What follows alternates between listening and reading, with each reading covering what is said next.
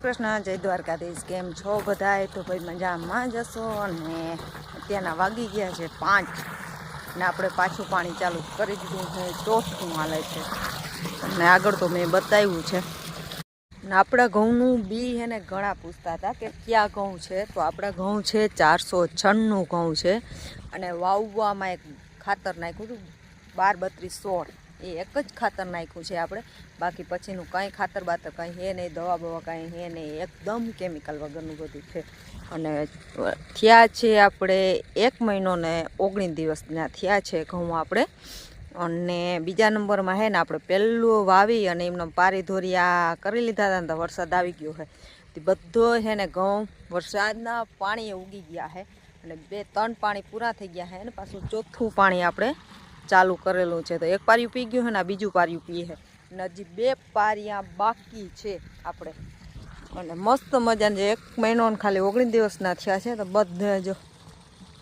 એકદમ મસ્ત આગલા વિડીયોમાં તમને બતાવ્યું કે 8-10 દિવસમાં હે ને બધે લોરું કાઢી જાય તો મસ્ત બધે નવા જો લોરું કાઢી જાણવીનું અને વીઘે આપણે છે ને કેટલા નાખ્યા ખબર 30 કિલો જેટલા નાખ્યા છે આપણે વીઘે 30 કિલો જેટલા નાખ્યા છે ઘઉં આપણે આમાં ઉરિયાએ નથી છાંટ્યું અને ખડની દવાએ નથી છાંટી ભાઈ કાંઈ નથી કર્યું ઘઉં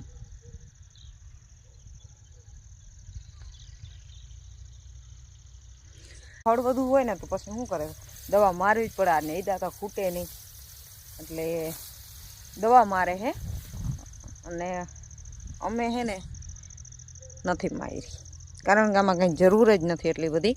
ખડની દવાની અને ઉરિયાએ નથી લીધું ઉરિયા પછી એમ થયું તો હાલો ઉરિયા દઈ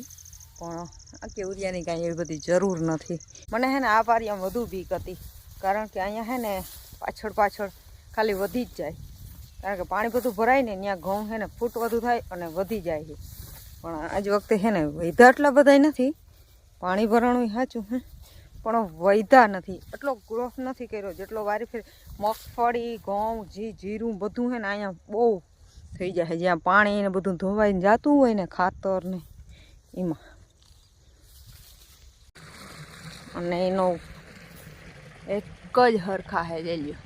ક્યાંય કાગડો નથી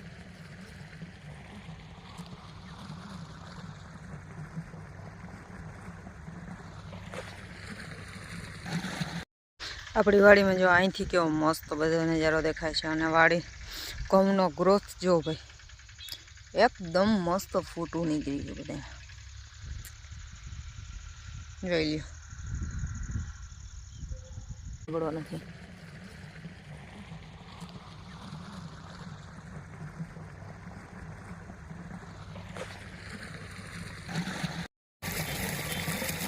ભાઈ સામેથી ભરેલી ગાડી આ સાઈડથી ભરેલી ગાડી છે હવે આ ગાડી ક્યાં જાહે સીધી અહીંયા જાહે છે પોઈન્ટ પાસે ત્યાં જગા છે ઘણી બધી ત્યાં સુધી લગભગ અટકી જાહે ઠીકાણે આ ગાડી નીકળે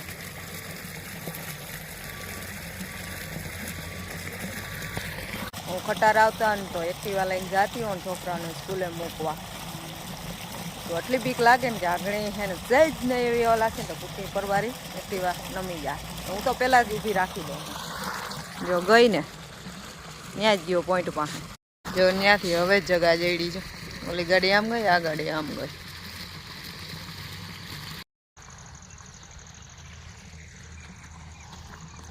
ભાઈ વાગી ગયા 6:20 થઈ ગઈ છે